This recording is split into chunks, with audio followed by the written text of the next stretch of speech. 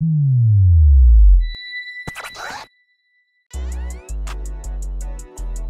New York, I merely rock. Hiding in my socks. Running from a up. And I shoot at up. And I'm on the block. And I'm on the block. In New York, I merely rock. Hiding in my socks. Hiding in my socks. Selling every rock. So first of all, how did you even get into DJing? What made you want to be a DJ? I want to produce music. Yeah? Is that something that you always wanted to do? Well, I always was infatuated with like being a model first, and then like eventually when I started like partying, I just realized what a better music selection I have than most people, and like how hard I really go for music. But I never seen it as, oh, I could get money off this, because it's just something that I always loved. Like I always was the one with the aux. I always had the iPod in middle school with the fire selection, you know. It's just like I always was that person. The reason why I got to anywhere I was because of Tumblr. Like at first when Tumblr was popping, before Instagram was popping and stuff like that, I used to be in Tumblr all day, like mobbing with these kids that would have like our own little weird swag. Cause I feel like Harlem is cool and all, but it's like if you wasn't wearing no trues, no, you know, no Robin Jean hats, you know, looking, have a merm in every color, it's just like you wasn't considered like so to everyone I was just weird, but everyone respected me, so that's the good thing, you know what I mean?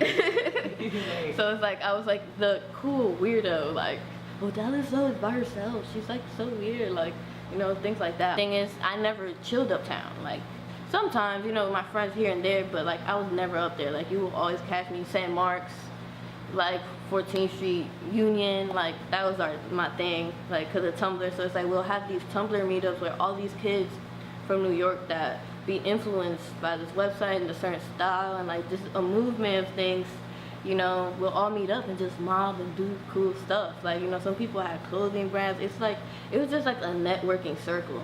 And eventually it turned into me meeting everyone I needed to know in the Lower East Side and things like that.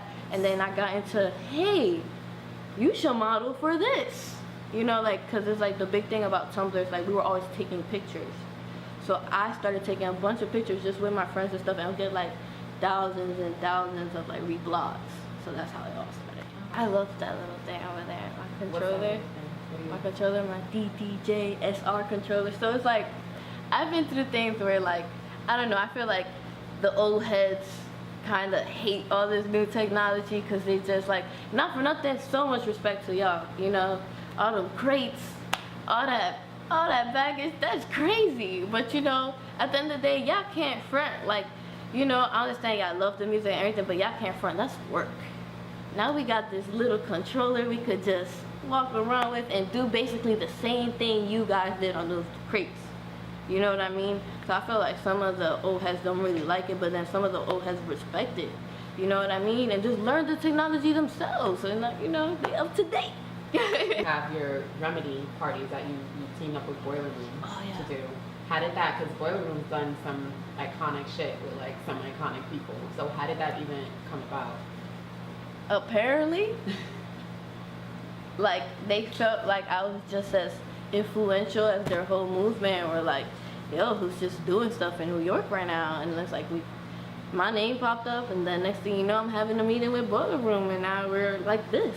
You know what I mean? And they're just like, Odalys, let's do this, let's do that, and stuff like that. Like, I'm about to meet K-Tronada because of Boiler Room. I'm happy. Listen.